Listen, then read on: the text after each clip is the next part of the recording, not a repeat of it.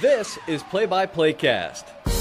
Is that faster than a Greyhound? The podcast about play-by-play guys. For play-by-play guys, by, I'm told, a play-by-play guy. It's a bold strategy, Cotton. Let's see if it pays off for him. Now here's the host of Play-by-Playcast, Tom Bodett.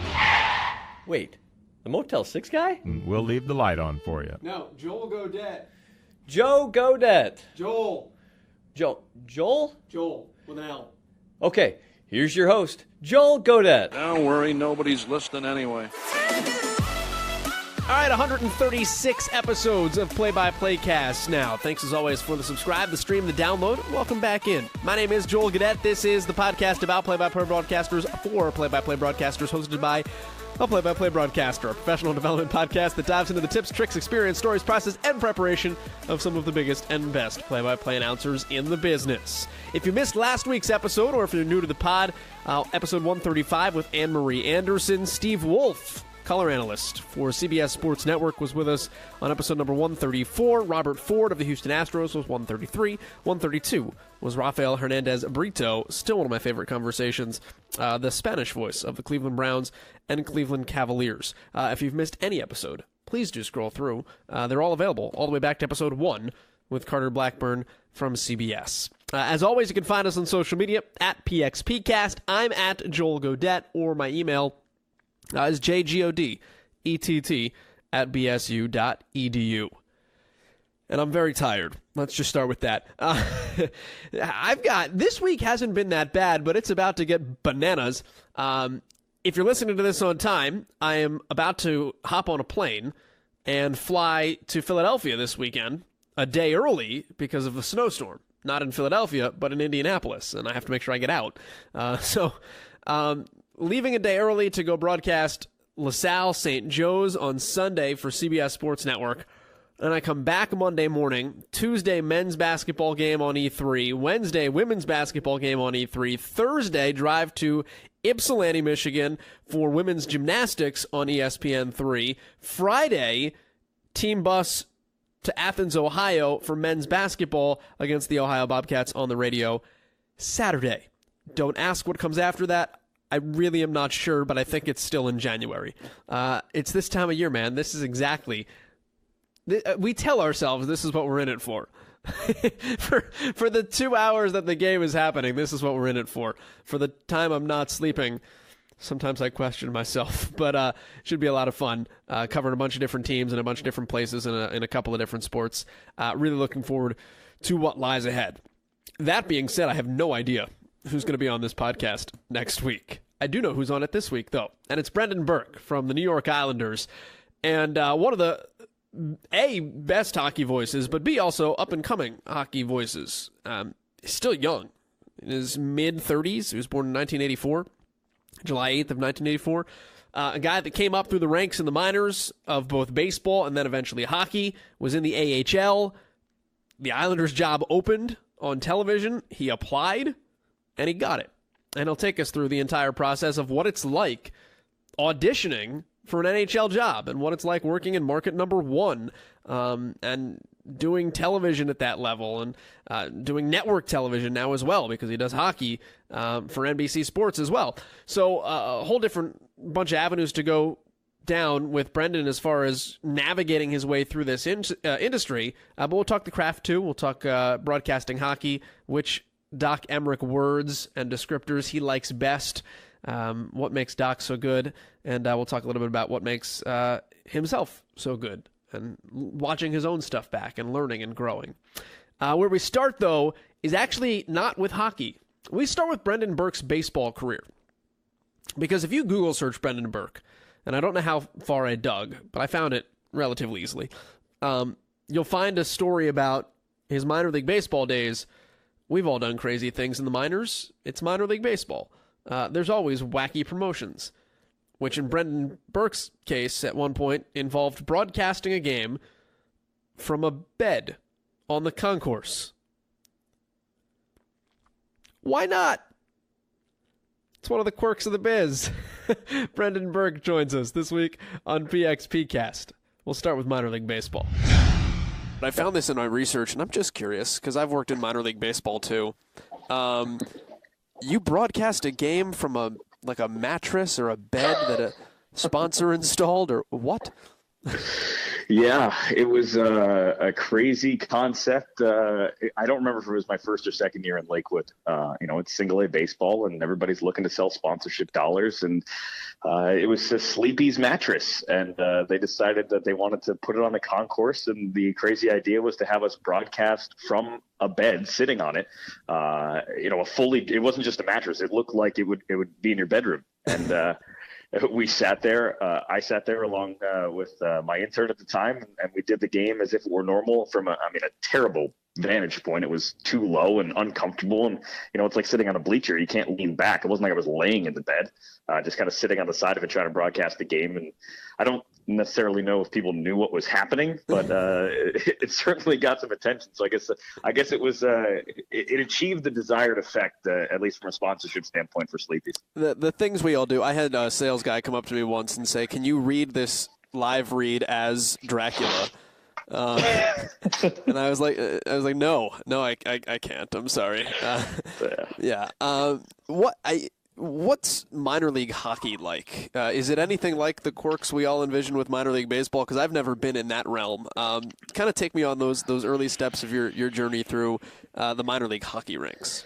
Yeah, so I started in Wheeling, West Virginia, and minor league hockey is interesting because, and it's the same way in minor league baseball, but you have, I guess you have organizations and cities and franchises and buildings that are way nicer and more advanced than some of the others. I was in Wheeling, West Virginia, which wasn't at the top of the list, but then you go to Charlotte, North Carolina, where they're sharing the building with the NBA team, and it's like, oh boy, they've got a much different life over here at the ECHL. So I think the parity between the two, and I saw that in the South Atlantic League, or even in the New York Penn League when I was with the Batavia Muck Dogs. It was like Batavia was a 2,000 seat stadium in the middle of nowhere, that had trouble filling half of it, and then you'd go to Aberdeen, where they've got this beautiful ballpark that's always full. And so hockey's a lot like that, and it's a little different than baseball because it's not constant, it's not every day, it's a lot more back and forth. You don't really unpack when you get to the hotel because it's just a one night stay, and you kind of make your way through it. And I was fortunate enough to land in the ECHL level at 22 right out of college, and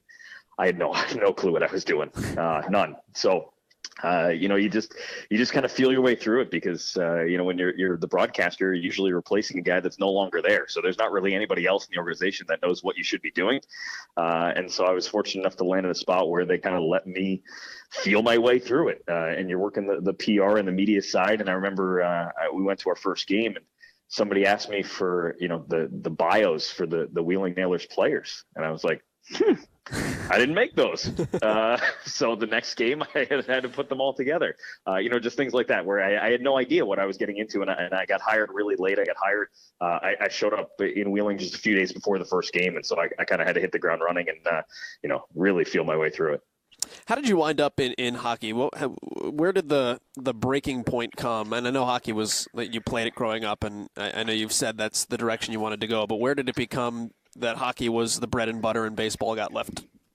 When I got the job in Peoria in the American Hockey League, when I first got out of school, I was doing ECHL hockey and single A baseball in the South Atlantic League, and I was happy doing both of those. And it just got to, I kind of had that feeling where the next job that I get was probably not going to let me just leave here and go do another sport. And so that opportunity came with Peoria in 2008 in the American Hockey League. And so I had a choice between kind of staying in the low-level minor leagues and doing both sports, or just taking a full-time job in Illinois and a step below the NHL. And I figured that was, the best bet for me, and a full-time job and, benefits and all that stuff. And so hockey kind of took me with it more than I chose it. It kind of chose me. If I had gotten a AAA baseball job, that offseason, I would have gone with that. I mean, that's really how it went for me. And, I'm pretty fortunate how it's all worked out. And then just kind of got carried to Utica in some respects too, right?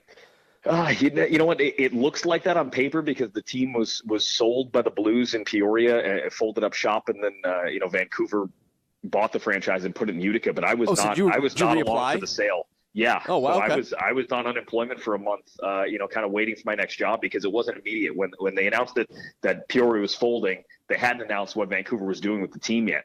And so I was literally sitting there waiting for them to put it somewhere, hoping it would be in the United States, because if it was in Canada, I'd have really little chance of getting that job. But I was pretty confident that as long as they kept it in the U.S., I was going to be able to convince them that I was the best guy for the job because it was my job. Then on top of that, they put it in Utica, New York, which is actually where my wife is from. And so it was her hometown. And so I had a connection to the area. And so I was kind of able to sell myself on a number of different fronts that I was the best guy for the job. So, I was not part of the sale. I wound up having to reapply and get my job back. We have conversations on this podcast from time to time with people about balancing the work-life aspect of what we do, especially when you're coming up the ranks. That, I imagine, was like the best scenario possible for you, though, because to look at your wife and say, listen, we're going to have to move, but you might be okay with this one, probably makes it a little easier. Yeah, we had done long distance for 5 years. She was finishing up nursing school where she couldn't leave where she was. And obviously I was entrenched. She was in New Jersey and I was in Illinois. And so it made it hard and was difficult for a long time. And she moved out to Illinois right before we got married. And so she had only been there for a year, and it was time for us to pack up and go somewhere else and not really knowing where we were going. And, we were hitting that point in our lives where, we were starting to talk about kids and it wound up being a great situation where her parents still lived there. And so it was nice to go back and be near family when we went through all that. But we had some conversations, before I knew that the franchise was going to be moved to Utica and there would be an AHL opportunity in her hometown. We had conversations about just trying to figure out what the best thing was. And maybe that was not trying to follow an AHL franchise. Maybe that was, seeing if I can freelance and get some other work and we can move somewhere else or we can stay where we were or whatever it was. And so we were kind of exploring a lot of different opportunities. And then when they took the franchise and they put it in Utica, I was like, all right, I probably should go get that job because that would make everybody happy. And, we spent 3 good years there and wound up, moving on. But it worked out pretty well. But it's amazing how it all worked out because it wasn't planned that way. That's for sure. I loved the quote that I saw from you too. Once you're in Utica and you've spent 3 years there, and the Islanders' job comes open, and it was something to the effect of, it's market number one. It's the NHL, and I'm a radio guy in the AHL, and I'm applying for a TV job in the NHL in New York City. It's very easy to brush me off as a candidate. How did you take me through your thought process of, you know what, this is the right job for me, and I'm going to go get it? I have been a guy that, for the last 5 years, maybe even longer than that, ever since I got to the American League, any NHL job that opens, everybody jumps, right? Whether you're qualified or not, you just kind of roll your dice. And so I've been doing college football with Fox Sports on television for, I guess, 3 or 4 years, maybe even 5. 3. I had done it for 3 years because I got the college football stuff the same year I moved to Utica. So I've been doing college football on television for 3 years. So I had some national television exposure and experience that I could say, hey, this isn't hockey, but I have a tape of me doing, big time, Big 12 college football games on television. Sure.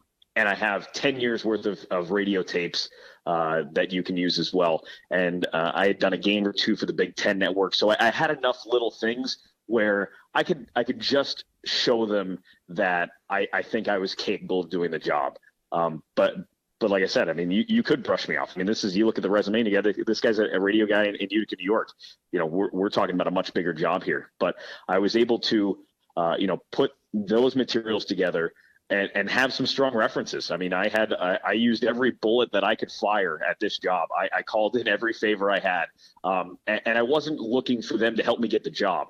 I was just looking for some credibility, for them to take me seriously and Sure. to actually listen because, I was proud of what I had done. I was confident in my abilities and confident in my tape that if they just listened to it with an open ear and didn't look at my resume and just said, hey, is this guy a good broadcaster, that it would stack up there with everybody else they were talking to.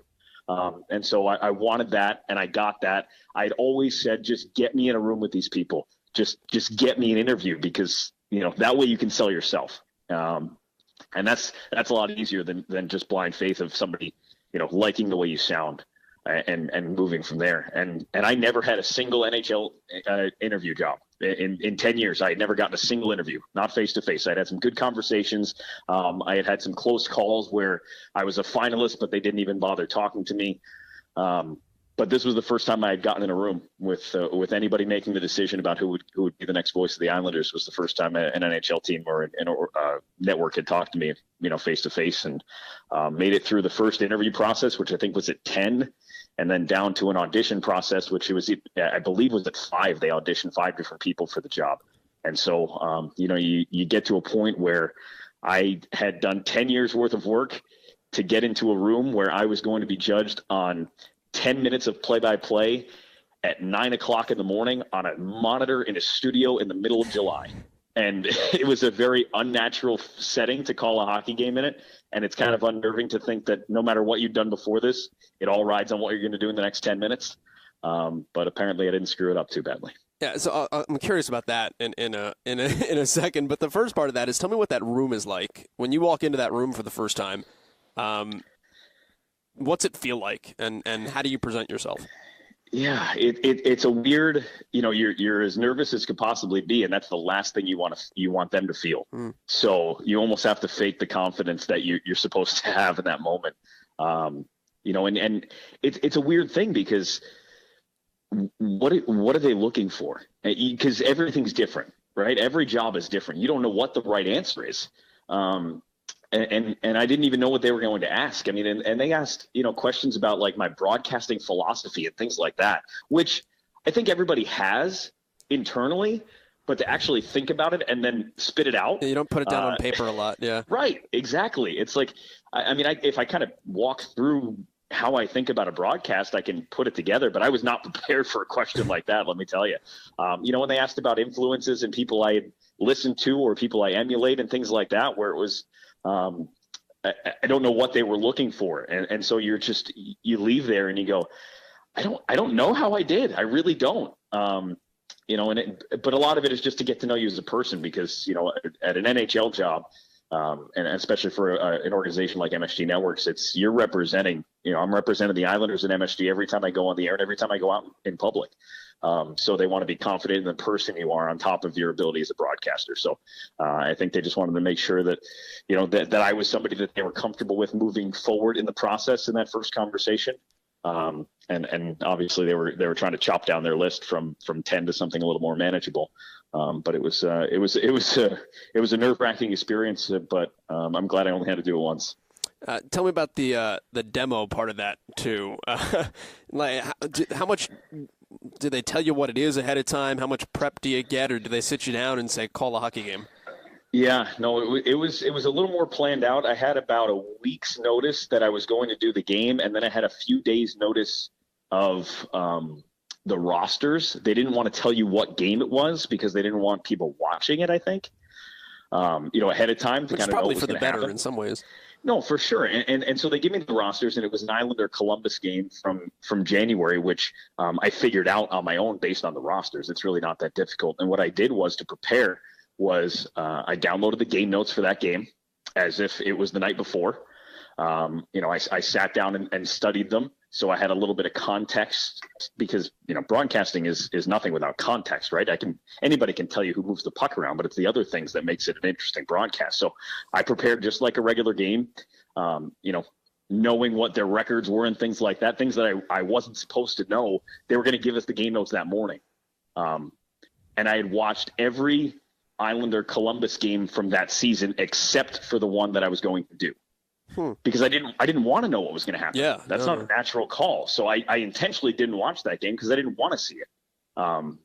So I just kind of got familiar with the names and the jersey numbers and things like that, and just had a basic idea of what the context of the season was, and then try to make it as normal as possible and just kind of get into the flow. And for anybody that's a broadcaster listening to this, July 5th is the day that I did that audition, which means I hadn't called a hockey game in months. And so it takes you a little bit to get into the flow. And I remember I went in there and I want to say it was the first 2 segments. So, you get the 14-minute break is the first commercial, and then the 10-minute break is the second commercial in an NHL game. And I did those first 2 segments, and we went to commercial, if you will, after that second segment. And I was like, Oh, all right, good. Now I feel good. Let's go. And they're like, all right, thanks for coming in. I was like, oh man, like I finally got comfortable. And then they were like, all right, that's it, we're done. I was like, oh boy. So no, it was very unnatural and very challenging, but I approached it the best way that I could. And it was a lot of it was I wasn't alone. I was with Butch Goring, who's now my partner, my analyst, and he came in and auditioned everybody. And so it was how I worked with him and the different things. So I didn't have to carry the whole broadcast. It was a normal show, but I just kind of let him do his thing and plugged in around it, and that's what I'm still doing. I was not intimidating at all to say, like, all right, it's like meeting your girlfriend's parents, and it's like I don't have to impress her, I have to impress them, because like if they don't like me, it's all over. Yeah, and it's one of those things where it's just the two of you in the room, but there's a lot of people watching behind that mirror, right? Like it's like they're all in the control room, they're all watching, and then what they did was that they made copies of it and they handed it out to different people within the organization and within MSG, and got input from other people. And I don't know if they put it to a vote or whatever, but it certainly was something that a lot of people had an ear on, and you wanted to make a good impression, because a lot of people, it was, all right, here's the top 3, watch these tapes, tell us what you think, and that's where it went. So if that's not pressure enough in one instance, what is it like to be a broadcaster in media market number 1, particularly a younger guy who's coming up from the minor leagues where everybody is looking to see what you're going to do? How's that feel? Yeah, no, I mean, New York is a weird spot, because you're right. I mean, most people that come into the New York market are coming from another market, or are coming from another major league market, I should say. Or just from New York. Yeah. Or exactly. You're exactly right. Or they just stuck it out in New York City and worked their way up the ranks. And, this area is, it's interesting, like you look at markets like Boston and Chicago, and nothing against them, but their broadcasters have a certain feel to them. They are more, I don't want to call them homers, but they're certainly, fan centric when it comes to the way they broadcast the game. New York's not like that. You can't lie to New York fans. You can't fluff it. If you're not honest, they'll eat you alive. And so you just kind of come in, and my philosophy was, and I got some great advice before the first time I ever went on the air with the Islanders. I got a call from Howie Rose, who's the guy I took over for, and he called me, and it was 2 hours before I went on the air, and I answered my phone. And his one piece of advice to me, which I took to heart, was, don't act like you're filling in for anybody. This is your job. And it would just kind of change my mindset a little bit of, hey, you're not filling in for Howie Rose until he gets back. You're not just hanging out for a little while. Like, this is your gig. And so I kind of attacked it head on, and I made the conscious decision to not be afraid to act like I had been here my whole life. Because at the end of the day, the people watching the game, the people listening to me, they don't care that I'm new. They don't care that I was 32 years old. They don't care about anything other than watching the Islanders and enjoying the broadcast. That's what they want. That's what they've always gotten. And that shouldn't change just because Howie's gone and I stepped in. And so I just kind of acted as if I had been here forever. And I wasn't afraid to talk about things that I wasn't here for, as if I was here for them, because they don't care that I'm new. They care about their Islanders, and that's the most important thing. And so I just tried to plug myself in as best I could. It seemed to work, and I had some exposure to the New York media market for my whole life. I grew up. My dad was the Yankee beat writer for a good chunk of my childhood, and I know a lot of the old guard here in New York, and they were very accepting to me, and I had plenty of people to vouch for me. Which certainly helps and carries a lot of weight when you have, people like Mike Breen and Kenny Albert and Sam Rosen and Howie Rose himself who are willing to say, hey, you guys got a good one. Islanders fans, enjoy him. He might be young, but he knows what he's doing. To have those kind of people say those kind of things about me, you can't put a price on what that did for me and my comfort level here. And I think with Islanders fans' comfort level with me. Tell me about your dad a little bit. And this is going to be like a ridiculously broad question, but having someone who A, was in that market, but B, who obviously did his job at a very high level, and it's different than yours. But are there things that were inherent to who you are and how you approached this, even when you went to Ithaca, just because you were around him in terms of the way he interacted with athletes or the way that he interviewed or any types of those things that maybe we take for granted sometimes? Yeah, I mean, I think it was just the sports media world to me was normal. I mean, I didn't go to a Yankee game where I didn't park in the player parking lot and walk in before the gates opened until I was in high school. I mean, and I didn't know that was weird. Like, I remember the first time I went to a game with my girlfriend in high school, and her family took me, and we parked somewhere on Jerome Avenue and walked in through the outfield. And I'm like, what planet are we on? Like, this is bananas. And it never really dawned on me how fortunate I was as a kid until I started getting other experiences. And I've been to, my birthday's in the middle of July, and my dad for a long time would volunteer to work the Major League Baseball All-Star game and let me tag along. And I've been to 5 All-Star games and would go with him to all the events. And, I was 10 years old in Texas when the All-Star Gala was at Six Flags Over Texas, where they rented out the whole park for Major League Baseball. And I'm riding roller coasters with Mike Piazza. And I had some incredible experiences because of, my dad and his job. And so it was just this whole world that a lot of people don't get to see until they crack their way into it. I mean, I had seen it my whole life. And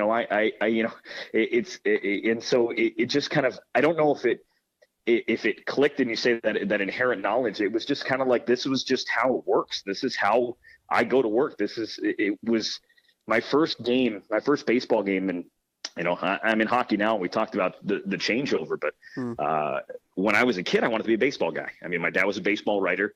My first exposure to broadcasting was sitting in between John Sterling and Michael Kay when they did games on radio at Fenway Park, just sitting between them watching a game, and then realizing they got paid to do that. And that's how I decided I wanted to be a broadcaster. But I remember my first baseball game at Ithaca College. I was a freshman, finally get on the air, do a little play-by-play, and I was brutal. I mean, it was awful. And you do 9 innings of play-by-play for a D3 college with very little information to even prep and no real knowledge about how to prep for a broadcast. And so what I wound up doing is being awful for 9 innings. And then I called my dad in a panic after the game because I'm like, I wasn't good and I didn't enjoy it. And this is what I thought I was going to do with my whole life. What do I do now? And he goes, hey, hold on, take a breath. That was your first game ever. And it didn't feel like my first game because in my head I've been doing it my whole life. And so I just expected I would be good at it and know how to do it. And he just kind of reminded me like, hey, you may have a good feel for how this all works, but you've never actually done it before. And so then I put in the work and I put in the reps, and I spent my entire college life at the radio station and the TV station and at sporting events doing games, and kind of got to that level and got to that comfort level. But it was something that I was surprised at how bad I was at the beginning because of how I'd grown up my whole life thinking that this was going to be how it was. Well, let's talk about getting good at it. And the first thing I'm curious about is how long have you sounded like this? Or is that how have you trained your voice? Yeah, this is luck, really. I mean, I decided, like I said, when I wanted to be a broadcaster, I was 9 years old. Trust me, I didn't sound like this at 9 years old. And then it was one of those Although I'm things sure there are some that had, like the movie guy, I'm sure was like. Yeah. No, I was never one of those guys where it was like, oh, my God, listen to that guy's voice. And because I still do that to people. I'm like, man, I would trade you for your voice in a heartbeat. But you just kind of I was in college, same thing, where I never really realized it. And then I was working with the station manager who was a senior when I was a freshman, and she had me read some stuff. And then I was like, you're still in that phase where you hear your voice back on recording and you're like, eesh, like the old answering machine message. It's just like, oh, I don't want to hear that. And so I kind of cringed at it. And she's like, why are you cringing? And I'm like, I just don't really like the sound of my voice. And she hit a couple of buttons on the computer and turned up the speakers a little bit. She goes, no, listen to the bass in your voice. And so she turned it up and hit it again. And I was like, yeah, okay, I can hear that. And so then I was just a little more in tune with what quality my voice brought from that on. And I started to use that a little bit somehow. And then they started using my voice for, you were listening to 92 WICB. And then it was just on the radio all the time. Like I would turn on my car and I'd be hit in the face with my own voice. I was like, all right, this is kind of cool. And so it's just kind of progressed from there, but it's not, I don't think I have a big fake radio voice. It's just kind of what naturally become my voice. And I'm very fortunate to have lucked into not only having the voice to match my desired profession, but just the ability to kind of use it to the best of its ability. What makes good hockey play-by-play? And I mean, like, beyond the time and score, puck location, who's on the ice, like, what separates whoever you want to say is good from Mike Emmerich? Yeah, energy, passion, emotion. It's those. Hockey's a very emotional game. It's nonstop. It's energy. It's you're on the edge of your seat the whole game. There's no natural breaks in the game. If they happen, they happen, but you can go for 20 minutes without a whistle if the game dictates it. And so being able to match the energy level of what's going on the ice and bringing that through the TV or the radio, I think is what it is. Because when you watch a hockey game in the building, there's nothing like it. Your heart's racing. It's as fast as can be. And the idea is you want the people at home sitting there watching the game to feel those same things. And you don't get that with the game on mute. You just don't. It just doesn't happen.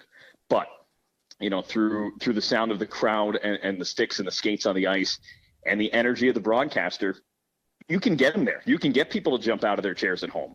And I guess the difference between hockey and other sports is you can do that 3 times a minute. For various reasons, whether it's a hit, a goal, a save, a close call, a puck off the post, whatever it is, you can bring them up and right back down, with just the simple inflection of a word. I mean, you don't even have to say the whole word to get people excited. You just punch a certain word at the right time, and people, have that little skip in their heart. And so I think that's the ability that a play-by-play guy for hockey has to have. You can be technically sound and you can get every name right and you can have good on-ice geography and point out where they are and you can do everything perfectly. But if you don't bring that element, it's no good.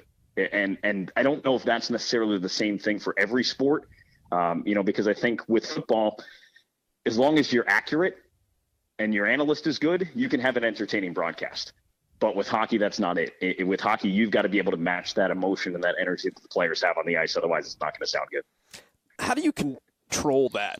And I was going to say contain, but I don't even think that's the right word based on what you just said. But I mean, keep it in a listenable spot so that the energy doesn't jump so far off the page that it's out of control. For sure, you're right on, because that's the line you can't cross, right? That's where it gets bad again. If you hit a certain point where you're out of control, like you are no longer in control of what your voice is doing, that's too much. Plus, at the same time, a goal in the first period of the game in October should not sound the same as a goal in the third period in the playoffs. It shouldn't. They're not the same. And so, and that's not a criticism on anybody else, but there are a number of guys that get up to the same level, usually 11, for every goal. And that's not how I like to work. Goals are goals. They're not all the same. They don't look the same. They shouldn't sound the same. And so you have to be in control of your voice. Whenever you lose control, that's where people are going to lose interest in listening to you, because that's a level that you just can't get to and expect people to embrace it. So, and that goes for the same thing too. And guys get caught. I've been caught before. You get to a point too where the goalie makes a huge save, right? So you're up. Let's just say you're at an 8 because of this incredible save. And now you're at an 8 and they take the puck the other way and it's a 2-on-1. And you're still at an 8 for a normal 2-on-1 because that's where the game brought you. Now you've only got one way to go, and that's the 9 or 10. And so you get caught in those situations. And I understand that. And sometimes that's okay because the game dictates that. But if you live in 8, 9, and 10 all the time for every goal, it's going to wear you out. It's going to wear out the listener, because that's the thing with hockey.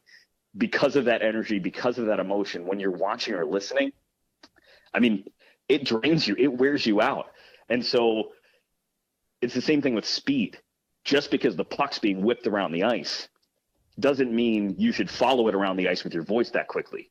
Yes, you want to provide as much detail as possible, but if you're speaking 100 miles an hour, your listeners are going to need a nap after the first period. I mean, that's just the way it is. And so you kind of have to find that middle ground where you've got to find the right pace and the right energy and the right emotion and kind of stay in control of your voice and in control of the game, because you don't know where it's going to go. So you have to kind of build in some spots where you have the ability to go up or down depending on where you are. I have not done hockey since I was in college, so I'm sure dedicated hockey guys listening to this right now are going to jump out of their seats. But what is the difference? We talk a lot about radio TV differences on this pod, but from a hockey standpoint, I feel like if I turn on TV and I'm watching hockey, a lot of times there's far more description of the play than you would get if you were watching the NBA. Why is that, and why does it work in the sport? Yeah, I mean, it's funny. Doc Emmerich, who I consider the gold standard, is the best. But if I broadcast a game like Doc, people will tell me to shut up. I mean, it's just one of those things that he is who he is, and no one else is like him, and no one else should be. But you're right. I mean, it is way more descriptive than any other sport on television. I think because the puck moves so fast, and because it's hard enough for me to see who has the puck and accurately describe who that is. For the people at home who aren't listening to me to try and accurately figure out who has the puck and where it's going, I mean, that's hard. And so with hockey, you have to kind of the one, I guess I should say, the one biggest difference between TV and radio and hockey is you are just as descriptive with who has the puck and what they're doing with it, but you don't have to describe where they are on the ice. And that's the biggest thing. Hockey on radio, I'm not kidding. That when I listen to young guys who send me their tapes and ask for critiques, the one thing that every hockey broadcaster needs to work on and needs to do more is their on-ice geography. It's where is the puck? Because I can tell you who has the puck and what they're doing with it, but it doesn't mean anything unless I tell you where they are. I mean, if you think about it, it's more important than who has the puck. And again, we're talking radio. Who has the puck is less important than where the puck is on the ice. And people forget that. That is the most important thing. I can tell you that Matt Barzal and Josh Bailey have the puck. And I can go Bailey to Barzal, Barzal to Bailey. Nothing. But if I tell you right circle down to the goal line, back out into the slot, that tells you much more than than when I just tell you where the puck's going by who has the puck. And so that's the one thing that people need to focus on when they're on radio is where the puck is on the ice. That's the one thing that's always missing, and it's the most important part. That being said, when you flip it around to TV, I don't have to do that anymore. And so that actually opens up a lot more time for other things. And so it's a small change, but it kind of gives you a little more breathing room on television where you can let the play develop a little bit. You don't have to be as precise every time the puck moves because you don't have to slide those constant details into the broadcast on television, which I think makes for an easier call and certainly an easier listen than it is on radio because you don't have to continue to jam those things in there. How do you prep for hockey from the standpoint of it's, again, I hate to make the comparison to other sports all the time, but if I'm doing football, I have a chance to look down for something. I feel like that doesn't exist as much in hockey. And we've talked before in previous episodes about not just making a board, but knowing what's on the board. What's your process like going into a game to make sure that all this stuff you've written down in front of you actually matters? Yeah, most of it doesn't. It's one of those things where if you use 10% of it, it's a good night type of thing. Sure. But I go through, the same thing. I mean, I make the board. It's very detailed. I go numerically. I know a lot of guys for hockey do theirs by line, which is fine. I mean, it's what everybody likes. A lot of people like to keep the lines together. I do it numerically because if I'm looking for something, because as you just mentioned, you don't get a lot of time to look at your board during the game. If I'm looking for something, I need it now. And so I don't need to remember the guy's the third line left wing on top of all of this. I just need to know what number he is, and so I can find that as easily as possible for me. And trust me, there are 100 different ways to do it, and none of them are wrong and none of them are right. That's just the way I do it. But I try and make sure I have all their biographical information down in terms of, yes, height, weight, when they were drafted, how many years they've been in the NHL. Those things are the standard for what I always have in front of me. If they have some interesting details about what they did before they went to the NHL or a personal story, a relative that played in the NHL, things like that, I always try to have those things down. And then I have a note usually about what they did last year because, stats only mean so much without context. So if the guy's got 15 goals, that doesn't mean anything. But if I say he only had 2 all last season, that means a whole lot. So always knowing, what that personal story is for each guy is something that I try and do. And then I always go through the game by game for every player before the game and kind of, hey, this guy has no goals in the last 15, or this guy's got 5 points in the last 6 games, or whatever they're doing recently. Because again, their season stats only mean so much when you're 40 games into the year. What are they doing now? Well, it's the context you talked about earlier. Yep. And everything's about context. So, it's the same thing with stats. I put all the stats down on my board for, the Islanders are, the Islanders average 28 shots a game. That's great, but it doesn't tell you anything. The Islanders average 28 shots a game, which is 15th in the NHL, so middle of the pack. That's where you get the context in. Those things are important. Just the stats by themselves, a lot of times they mean next to nothing unless you provide that context. Last substantive question I've got for you here. What's your favorite Mike Emmerich word?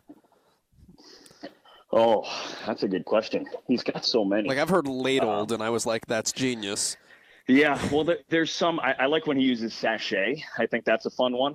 But there's some. It's funny. Like, there's some that you can't use because of him. Like, he uses them, and it's so Doc that it's like, just stop trying to be Doc. And it's funny. Like, the one that I will use, which occasionally is paraphernalia, which he uses for goaltenders. But what people of a certain generation, myself included, until really paying a little more attention, is that Doc does paraphernalia in terms of goalie equipment as an homage to Danny Gallivan, who was a broadcaster, even before Doc. And so, like, it's funny. So I'm not afraid to use that because Doc's already using that as an homage to someone else. And so I'll throw that in every once in a while because I think those guys are both terrific broadcasters. So you'll hear me throw paraphernalia in every once in a while. Brendan, how do people track you down or find you, whether it's on social media or checking out the Islanders, finding MSG? What are the ways to view or interact with you? Yeah, Twitter's pretty good. I try to be somewhat active on Twitter. It's Brendan M. Burke, as in Matthew, because apparently Brendan Burke is taken. So I don't know who that is. I think there's a comedian in Ireland named Brendan Burke, and he gobbled up everything before I could figure it out. Probably not even funny.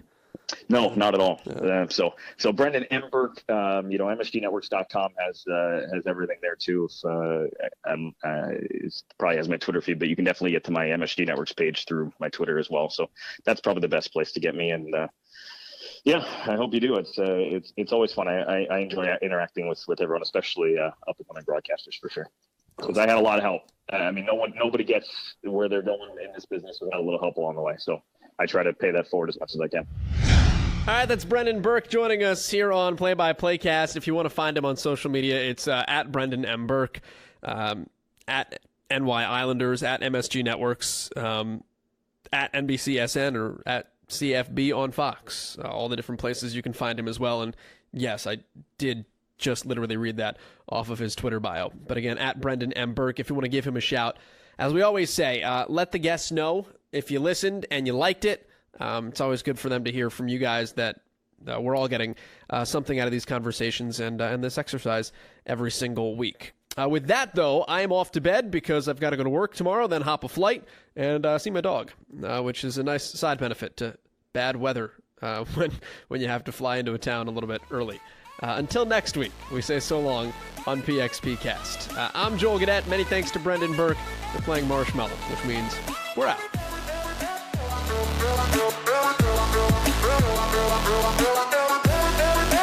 And that will do it from St. Louis, where the score is inconclusive.